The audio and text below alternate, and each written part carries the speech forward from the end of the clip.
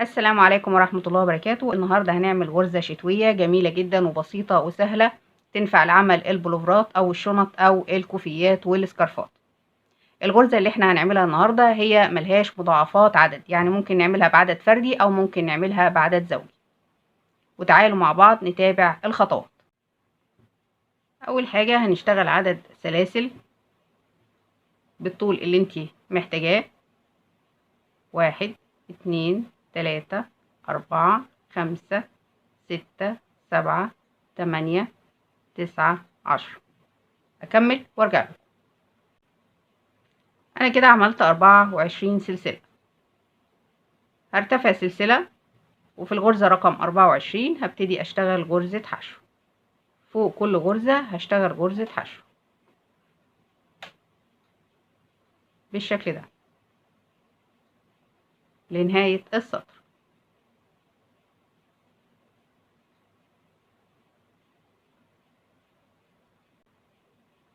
وصلت لنهاية السطر وهشتغل آخر غرزتين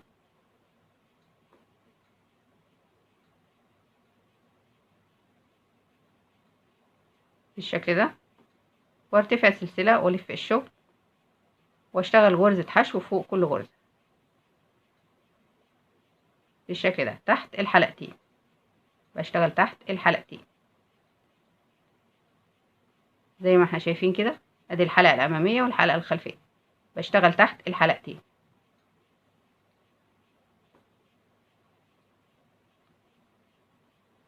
لنهاية السطر.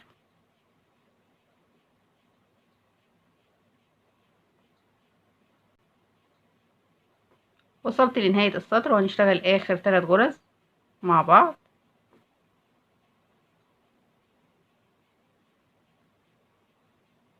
غرزة حشو تحت الحلقتين، آخر غرزة. بعد كده نرتفع 1 2 3 بمثابة عمود. هشتغل غرزة عمود بس بشكل مختلف. هلف الخيط على الإبرة واجي هنا في أول فراغ زي ما احنا شايفين، هشتغل عمود بالشكل ده كأني بشتغل غرزة ضف. وهاخد حلقة على الإبرة واجي هنا في غرزة الحشو اللي في السطر اللي قبله، وادخل في الفراغ واسحب الخيط بالشكل ده واخرج من ده كله واكرر. الف الخيط على الابره وادخل في الغرزه الثانيه واسحب الخيط بالشكل ده، والف الخيط على الابره وانزل في الغرزه اللي تحتها على طول واسحب الخيط بالشكل ده واخدهم في حلقه واحده واكرر. الف الخيط على الابره كاني بشتغل عمود بلفه وادخل في الغرزه الثالثه واسحب الخيط بالشكل ده واخد الخيط على الابره وانزل في الغرزه اللي تحتها واسحب الخيط بالشكل ده واخرج من ده كله. هيبقى عندي شكل الغرزة واضح قدامنا. كمان مرة.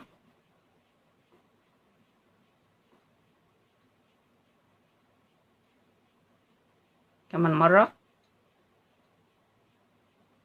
غرزة سهلة وبسيطة، واكرر لنهاية السطر.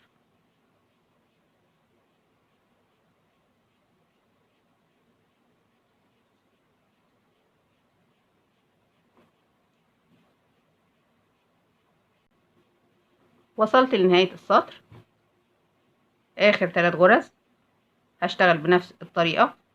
هدخل في الغرزة بالشكل ده واسحب الخيط والف الخيط على الابرة وانزل في الغرزة اللي تحتيها على طول واسحب الخيط بالشكل ده. يبقى عندي حلقة التانية التالتة الرابعة الخامسة، هاخدهم في حلقة واحدة. كمان مرة. هدخل في الغرزة واسحب الخيط والف الخيط على الابرة وانزل في الغرزة اللي تحتها واسحب الخيط بالشكل ده. يبقى عندي حلقة التانية التالتة الرابعة الخامسة واسحب الخيط بالشكل ده. كمان مرة. ادخل في الغرزة واسحب الخيط، هيبقى عندي 3 حلقات. الف الخيط على الابرة وانزل في الغرزة اللي تحتها واسحب الخيط بالشكل ده. هيبقى عندي 5 حلقات على الابرة، اخدهم في حلقة واحدة. عندي اخر غرزة هشتغل عمود بلفة، اخرج من حلقتين في حلقتين بعد كده ارتفع السلسلة والف الشغل واشتغل غرزة حشو فوق كل غرزة، غرزة حشو فوق كل غرزة. برضو بشتغل تحت الحلقتين بالشكل ده لنهاية السطر. وصلت لنهاية السطر واخر غرزة حشو عندي هنا في تالت سلسلة من سلاسل الارتفاع، وبنعد غرز الحشو بتاعتنا بيطلعوا 24 غرزة زي السطر الاولاني. بعد كده ارتفع سلسلة والف الشغل واشتغل غرزة حشو فوق كل غرزة، غرزة حشو فوق كل غرزة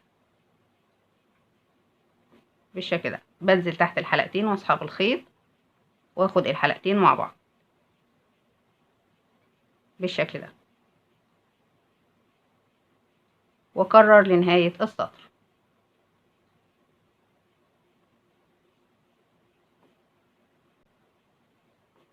اخر غرزة غرزة الحشو، وارتفع السلسلة والف الشغل واشتغل غرزة حشو برضو فوق كل غرزة. ده كده تالت سطر، تالت سطر من سطور الحشو، غرزة حشو فوق كل غرزة.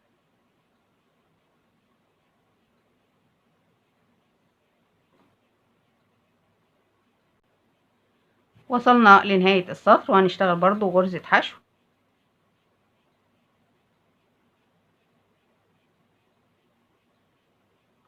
اخر غرزة في السطر.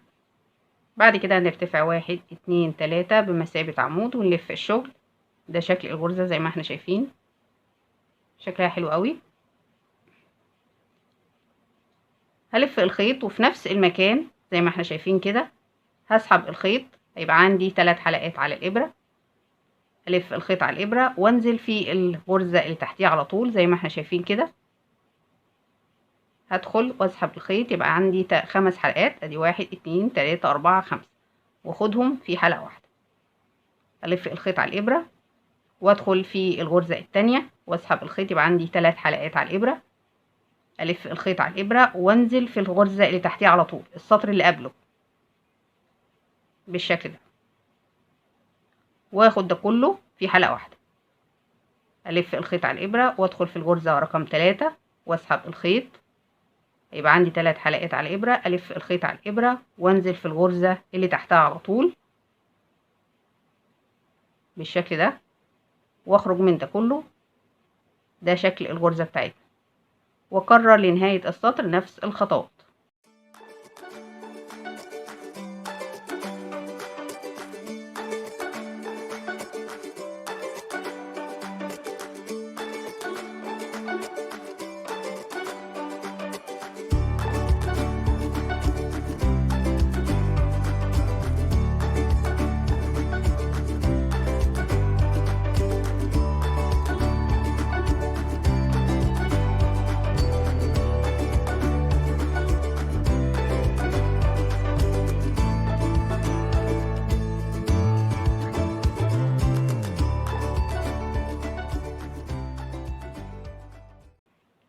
وصلت لنهاية السطر.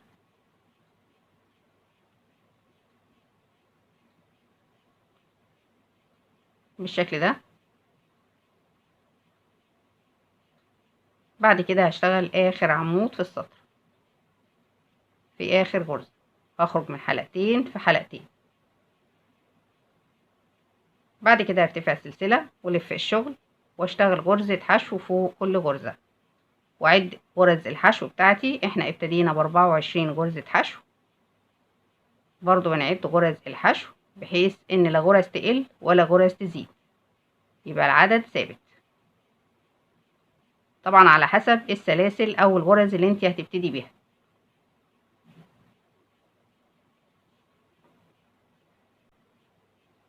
وصلت لاخر غرزة وهاخد غرزة حشو فوق العمود وارتفع سلسلة ولف الشغل واشتغل غرزة حشو فوق كل غرزة. هنشتغل 3 سطور حشو، احنا كده اشتغلنا سطر منهم. انا كده اشتغلت 3 سطور حشو. بعد كده بنشتغل الغرزة بتاعتنا في السطر الرابع.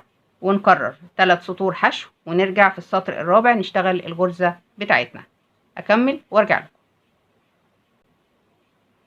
وده بيبقى شكل الغرزة بتاعتنا، وأتمنى يكون الفيديو عجبكم، وأي استفسار نكتبه في التعليقات وأنا إن شاء الله هرد عليكم. أشوفكم على خير، مع السلامة.